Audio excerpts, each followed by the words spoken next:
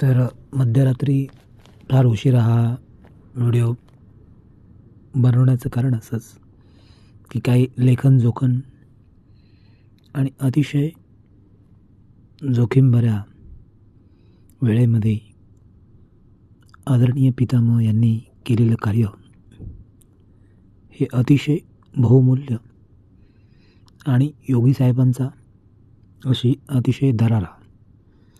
याच्यामुळे काय होतं की नेमकं देशातील जे गुन्हेगार आहेत, आपल्या देशामध्ये जे अतिरेकी कारवाया करणारे लोक आहेत किंवा त्यांना बॅकग्राऊंड देणारे जे लोक आहेत, त्यांच्यावरती चांगलाच एक उत्कृष्ट अंकुश बसलेला दिसत आहे.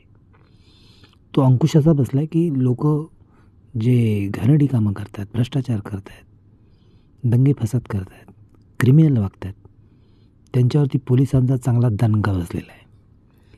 तर त्याबद्दल मी आदरणीय योगी साहेब यांचं सरकार यांना खूप खूप म्हणजे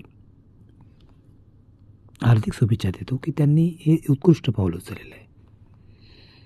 आता दुसरा एक महत्त्वाचा पॉईंट असा की आज आपण बिगर लेखनाचंच का हा व्हिडिओ बनत आहे. तर एका बाजूला महाराष्ट्रामध्ये सुशासन, सुव्यवस्था आणि अतिशय प्रामाणिकपणे कार्यरत अशी पोलीस यंत्रणा आहे आणि त्याच्याबरोबरच उत्कृष्ट शासन. आणि तिसऱ्या बाजूला असं दिसत आहे की योगी सरकार हे जे घणाघाती पाऊल उचलत आहे त्याच्यामुळे येणाऱ्या काळामध्ये 70 वर्षांमध्ये तर या लोकांनी गोंधळच करून ठेवला होता आणि बेमुरादपणे लोकं कशी वागत होती, मनसोक्त वागणं होतं लोकांचं. पण आता हे जे नवीन कायदे आहेत किंवा ह्या नवीन सुधारणा आहे, त्यामुळे होणार काय की आपला देश हा पुढे बळकटीने पुढे चालणार. ओके,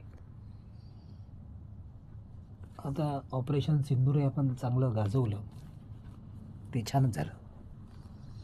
पण माझ्या अंतर्यामी शक्तीनुसार ज्या बलशाली यंत्रणा म्हणजे कुणाचं हेलिकॉप्टर पाडणे, कुठे अतिरेकी कारवाया करणे, याचा सुगावा मला सुद्धा लागलेला नव्हता की हे लोक कशा पद्धतीने अशी अंमलबजावणी करतात.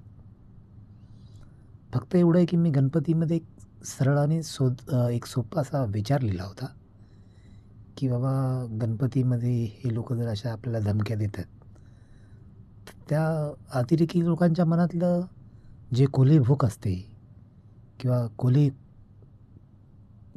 कुई असते ती आमच्यासारख्या